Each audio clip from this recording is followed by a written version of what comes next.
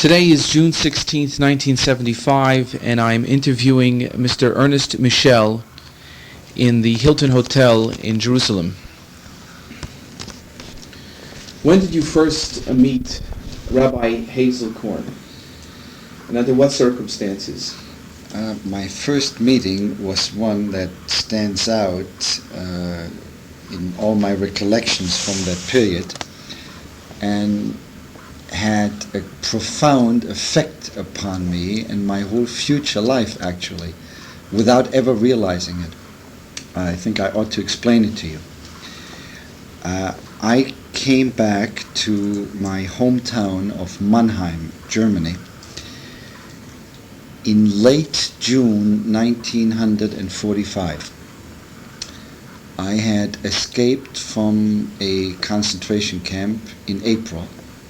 Which concentration camp? I was in a camp called, a sub-camp of Buchenwald, called Dora. And it's D-O-R-A? D-O-R-A. And we were on a march from that camp to another one when on April the 18th, three of us decided to escape. I don't want to go into the details of the story because it has nothing to do with what you're trying to find out. But after having made my escape and having stayed first at a farm in order to gain some strength back, I slowly went back to my hometown to find out if there were any Jews left in Mannheim. That was a few weeks after the end of the war. The war was over on May the 8th. I came to Mannheim in late June. Now, you have to keep in mind, I was born in that town. My family had lived in that town. It's a town of about 6,000 Jews during the 30s. I was the first Jew to come back to Mannheim. I was picked up at night by the military police because there was a 9 o'clock curfew. And the MP asked me, "What are you doing here?" And I says, "I'm born in this town and I want to have a place to go." He says, "Where are you going to go?" I says, "I don't know." So, best place for you to do is spend the night in jail. How old were you at that time? I'm born in 1923. I was 22. So the first night after coming back from the camp, I spent in jail. Simply because there's no other place to go. The town was 80% bombed out. And the officer was very sympathetic, but he said, "Look, after 9 o'clock, no civilian is allowed to be on the street." And he says, "You better go the next morning to the DP officer in Mannheim." He says, "Where is he?" And he told me where it was located. And early the next morning, I went to the DP office. And walking into the building, I see an American officer with a tablet of the Ten Commandments. And I look at it in total astonishment. I had never seen anything like it. So I go over and says, in German, what's this, what's that? So he asks me, looks at me, "You Jewish?" And I says, "Sure." He says, "What are you doing here?" He says, "I just came back to Mannheim. I'm born here." He was totally dumbfounded. To him, I suppose it was as much of an emotional experience as it was to me. Mm-hmm. I was the first Jew that he had met, the first German Jew who had been living in Mannheim, been born there, brought up there, and came back. Mm-hmm. And he was to me the first Jew who was identified with the tablets. It was an utterly devastating experience. And there was a chaplain, a rabbi, wearing a uniform of the government, the Army of the United States. So he took me aside. He says, "What are you doing?" I says, "Well, I just came back. What did you do?" So I poured out to him my story, what had happened to me. And he couldn't understand that I had spent the night in jail and he was going to raise the roof why they had let somebody who'd been in the camp spend the night in jail. So he asked me, "What are you doing? What are you going to do?" And I told him that I really didn't know. But it occurred to me that the first place to come to after having been liberated, after having escaped, was to come back to where I was born to find out whether there were any members of my family who were still alive. And as I said to him, this was as much of an experience as it was to me. He couldn't get over it. And he wanted to be of help to me in any way that he could, and he took me personally into the office of the military, I think it was a lieutenant, U.S. Army lieutenant, Lieutenant Hutler. You've heard the name? Sure. I just got a tape from him. Yeah, who was in charge of the displaced persons area in, around Mannheim. And as it turned out, and this is really a fantastic coincidence, both Abe and Hutler are today two of the very closest friends that I have in this world. The first two Jews that I met in Mannheim had a profound effect on my whole future life. I never realized it at that time, but both of them in their own way had that effect on me. Abe, who's become a close friend, married us later on in 1950 when he was in California and I was in California. And Lieutenant Hutler, who was the DP officer who Abe introduced me to, is today really the closest friend that I have. I don't have any family. My family was killed. He is really my family. So you can see how much that incident at that time affected my whole future life. That's how I met Abe Hazelcock. So what happened after that? How were you able to be taken care of? Well, through Abe and through the introduction to Lieutenant Hutler, they wanted to know what I wanted to do. And I actually had to tell them that I really didn't know. Because in the camp, the only thing you really thought about was how you're going to survive. It all led up to that day, if it was ever going to come, when you're going to be liberated or escape or something. But it never occurred to you to think beyond that. What's going to happen afterwards? So when they asked me, having come back to Mannheim and nobody being there, no Jew being there, I realized that what am I going to do now? And this is where the two of them, Chaplain Hazelcorn and Lieutenant Hutler, directed me and took a personal interest in my whole development from then on. Namely, first of all, they asked me, where are you going to stay? I says, I don't know. I haven't got a place to stay. What are you going to eat? I said, I have nothing to eat. What are you going to dress? I have nothing to dress. I came just the way I came from the camp. So what are you going to do from now on? He says, I don't know what I'm going to do from now on. So, well, first things first. First, we got to get you a place to live. And Hutler, I don't remember whether Abe Hazelcorn was along at that time or not, drove me through one of the streets in Mannheim that was not yet bombed out. And he asked me, which house do you want? And I said, it doesn't make any difference. He says, well, you like this one? He says, fine. He says, out. So we went into the house, knocked on the door, and he told everybody to get out. Family, Germans, he just threw them out, bodily. He says, this is your house. And he arranged that officially this house was going to be occupied by the American military government, and this is your house. So this was my house. And that's how I started to live life again in Mannheim. Well, how long were you in Mannheim? How did they got you clothes? Yeah, then Hazelcorn took me to the DP supply, and I got shoes, and I got pants, and I got a suit, and I had something to dress in, because the only rag I wore was what I had taken out from after I'd escaped. And Hazelcorn, really, having had that kind of an experience of having stopped him on the, asking what this, took a very close personal interest in me. And I was with him when he made some of his rounds, because later on, Hutler asked me whether I'd be willing to work for military government as sort of an aide-de-camp, since I knew the town and spoke some English and Yiddish and Polish and German. So I acted as interpreter and aide de camp to both Huttler and Abe Hazelcorn. Oh, well then you saw what Rabbi Hazelcorn was doing.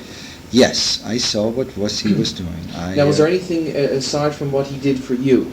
I'd like to get that aspect cleared up, and then we'll go on to what he did for other...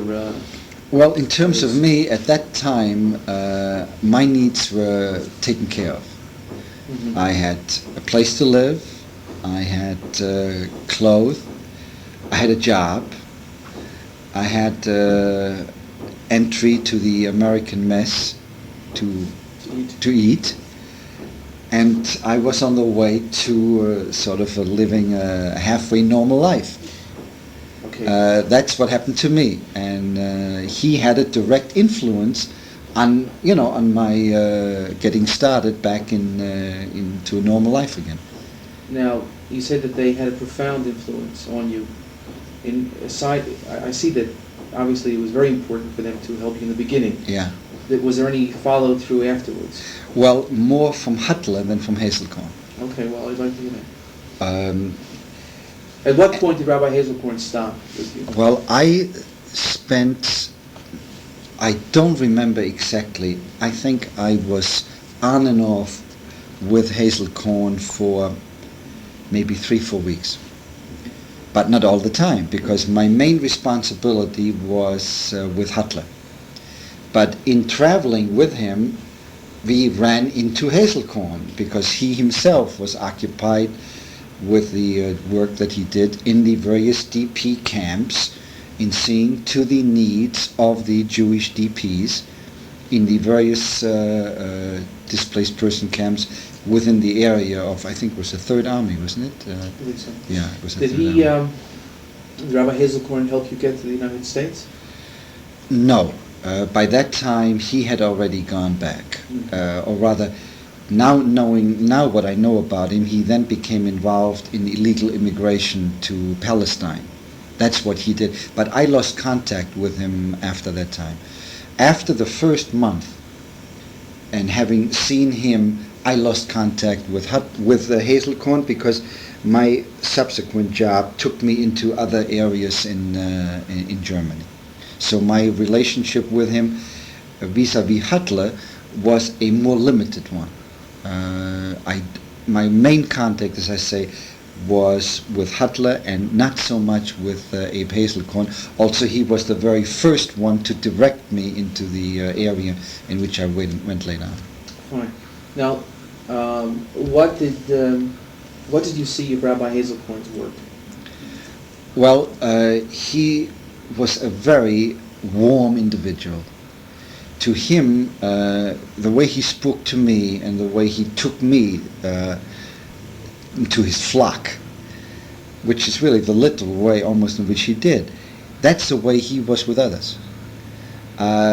You could see he was very emotionally moved and impressed with what he saw and what he worked with. And it was not a matter of being responsible towards the army. He took as his major responsibility, I believe, the whole activity of the DPs. And there was not a day when he was not occupied in one way or the other with the problem. There were manifold of the thousands of DPs that were living in the area at that time. Of course, he dealt primarily with the Jewish ones, the Polish Jewish ones, the German Jewish ones, the French Jewish ones, the Belgian. They all had to be sorted out. And I don't know what his responsibility was vis-a-vis the American army as far as his obligation. But I could see him only, and it was a all-day, all-night activity when he was involved in with the DPs.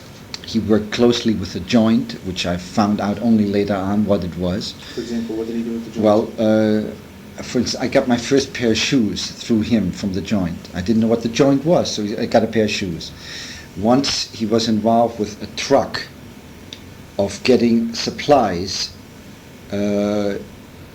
into one of the DP camps. How he got it, I don't know, but all of a sudden there was a truck with shoes and clothing, all brand new, which was arranged for the DPs. Whether it came from the joint or through the army, I don't know. But he arranged to get a truck full of merchandise into the camp, into the DP camp, in order to get some of the old clothing away from my colleagues, my friends, and get them some new ones. I can't tell you anything about his activity in the army because I didn't see him doing anything in the army. The only work I saw him ever do was with the DPs. There may have been something that he did in a 25-hour day, but not during the time that I saw him. Well, it's actually this extracurricular activity that I'm most interested in. Well, that's the only one I know about. Now, so you saw him working with the joint. Was there other activities you may have seen? Yes. I think he married the first DP couple in Germany at that time. I still have a picture of, I think I have it somewhere at home, I believe, in my files. What makes you believe that was the first...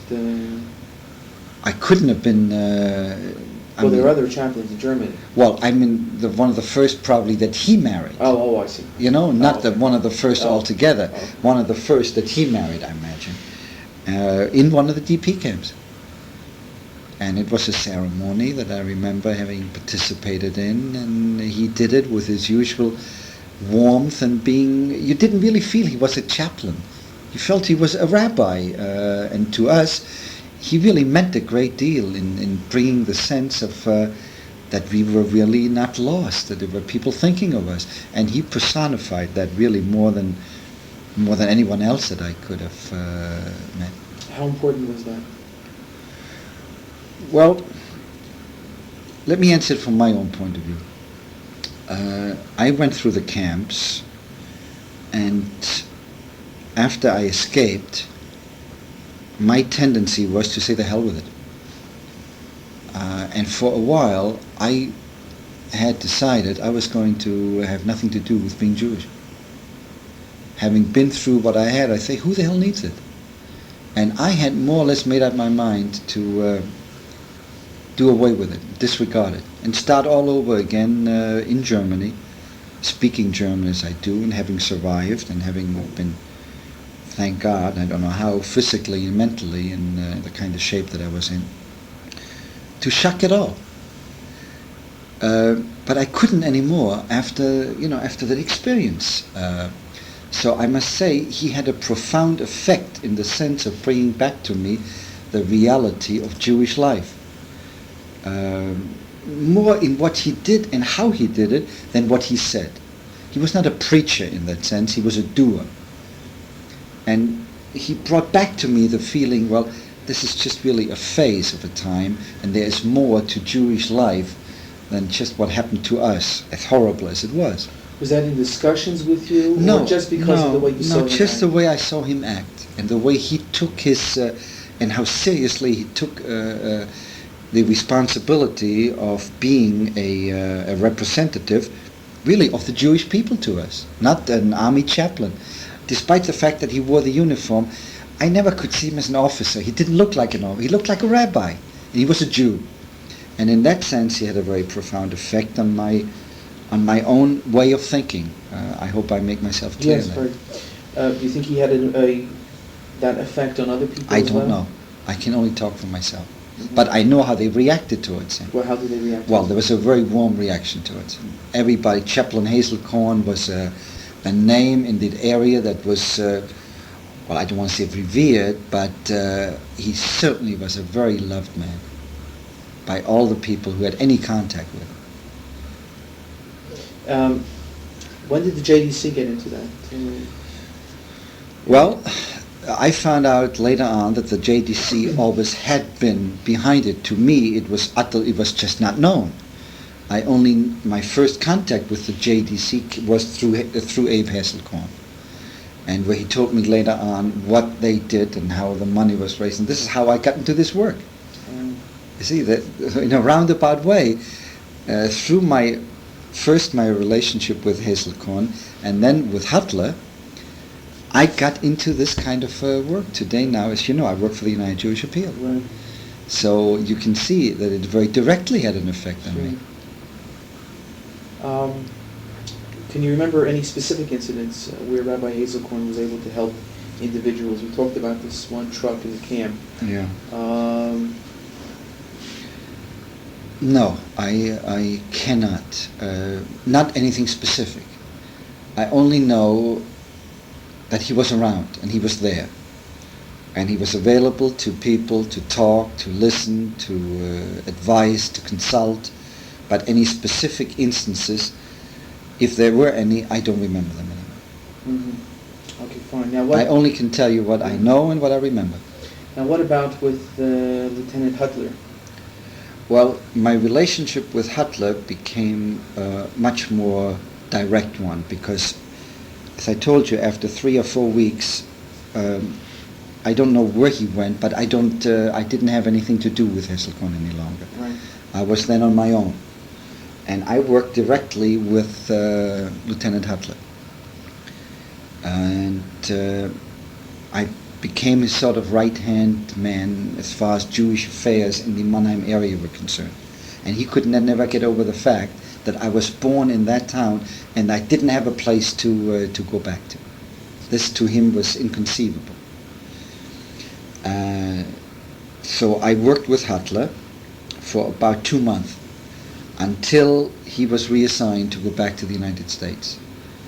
And it was always Lieutenant Huttler, he was an American officer to me with a great deal of responsibility, who was always very nice to me, but he didn't speak German the way Abe could, so my direct relationship with Huttler was a more limited one, although I worked closer with him. I hope I make myself clear. Yes, yes. Before Huttler left, he told me, look, if you ever come to the United States, just let me know. And he gave me his address. And he wished me luck, and then he left.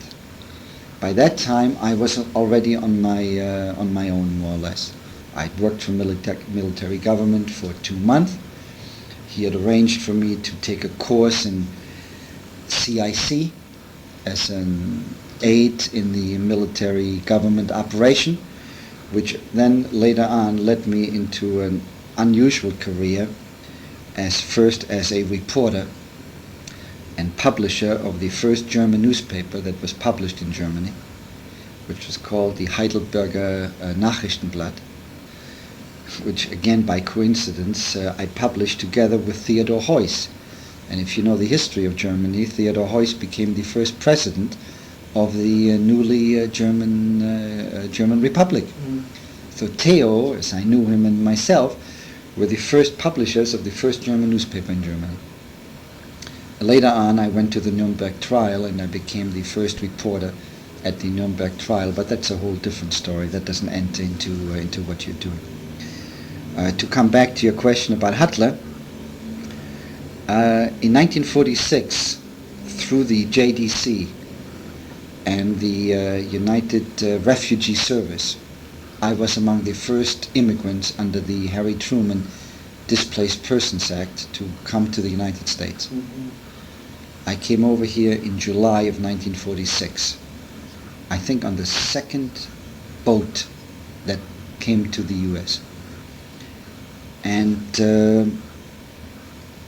on the boat we were being given permission to send one telegram to one person, that you wanted to send to wire that you were coming.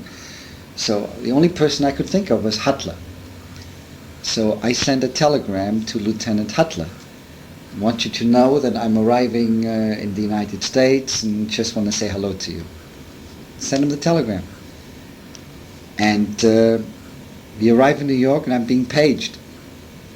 I couldn't know who the hell was paging me. And there was a lady there, and she says she's Mrs. Huttler's mother.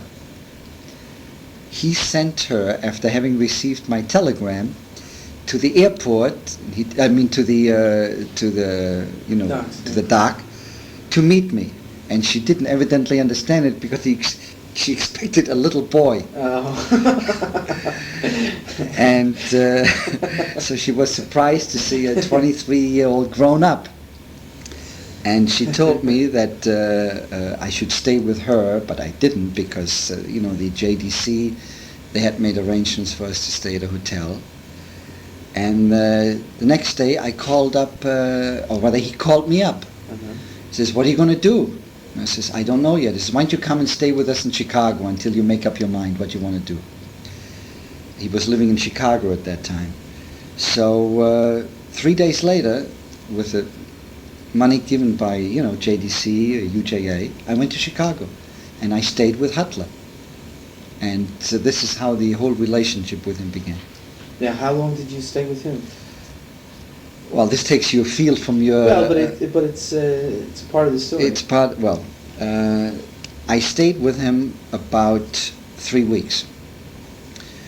And he offered to send me to school.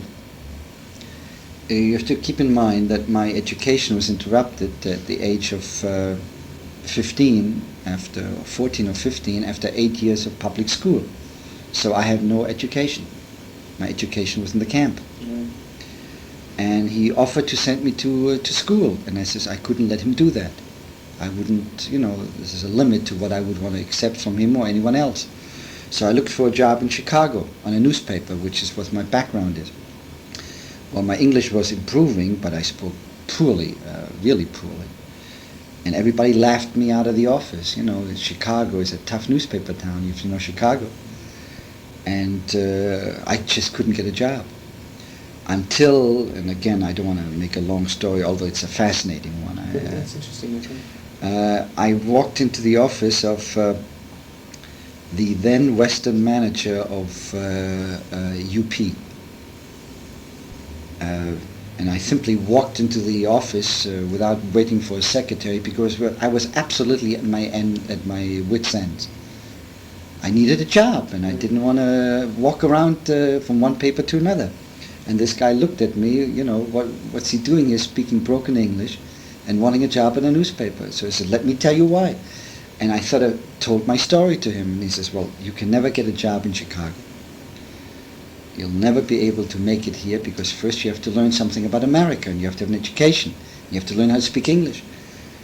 But he said, I know a newspaper in a small town in Michigan, Port Huron, Michigan, and I bet you can get a job there.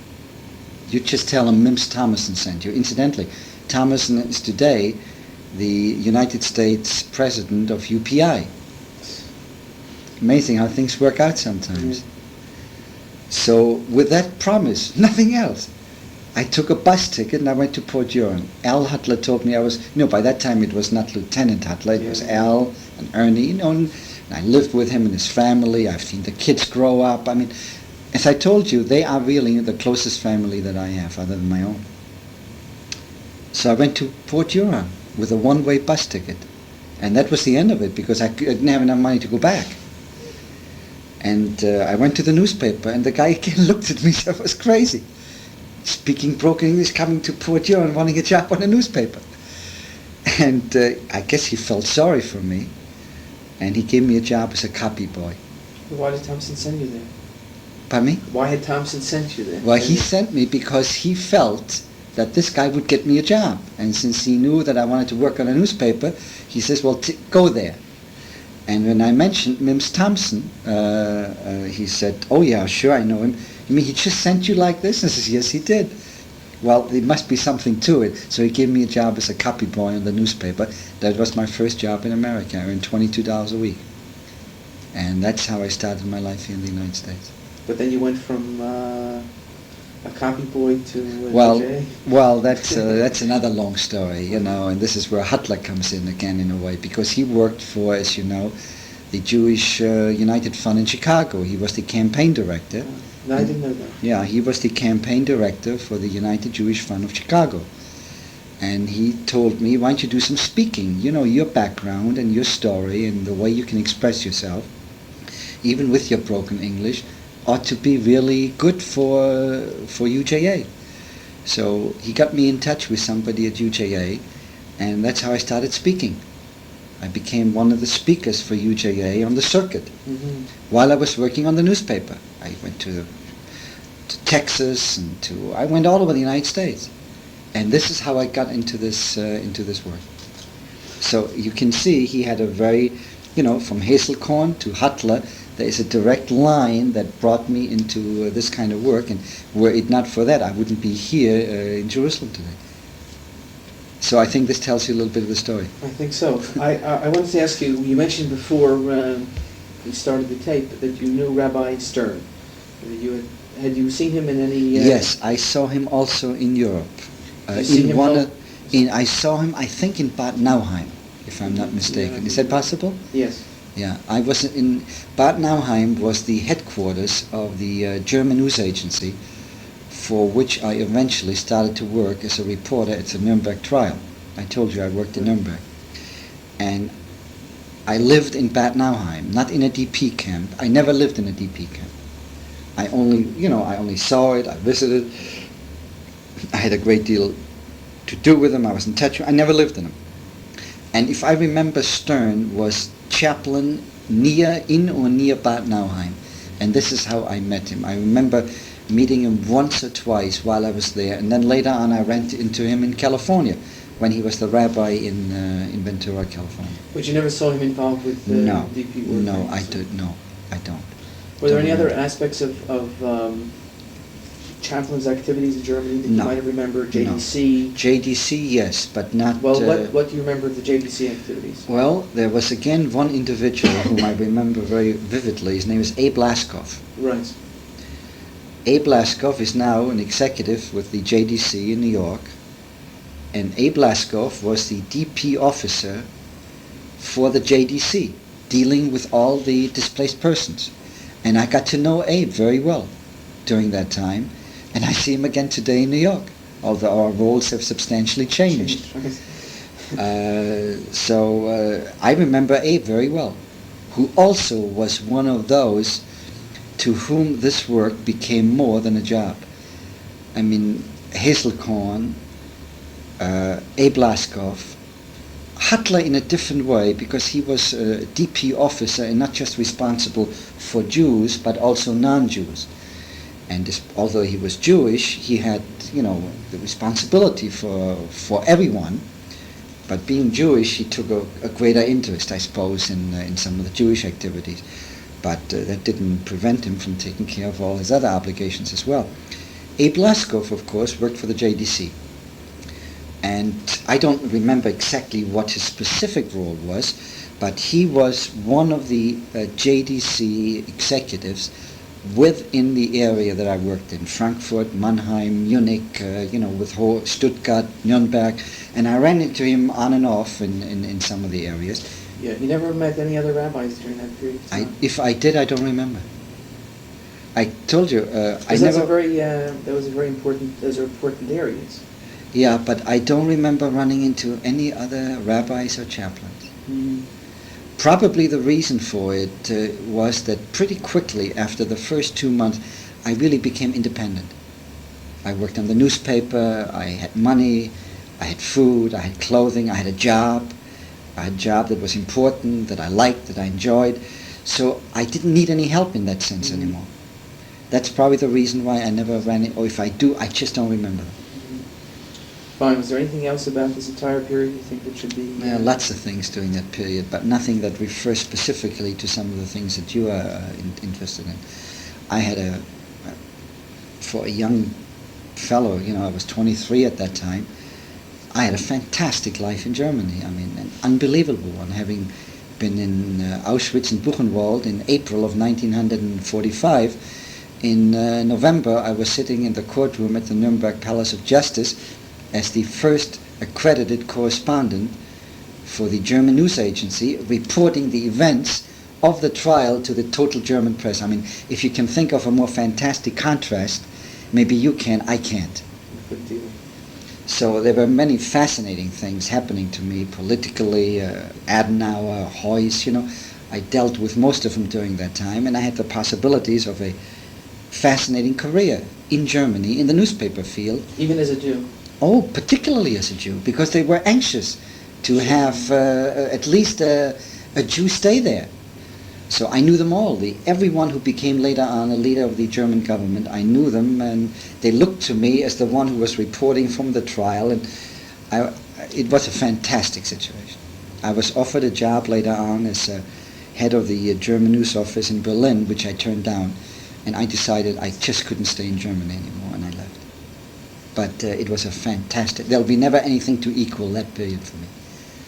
And the possibilities, I suppose, would have been, endless because I was one of the very few German Jews who came out of the camp mentally and physically intact, having been given an opportunity to write immediately and my name being known in every German household, because my articles from the trial were the ones that every German read.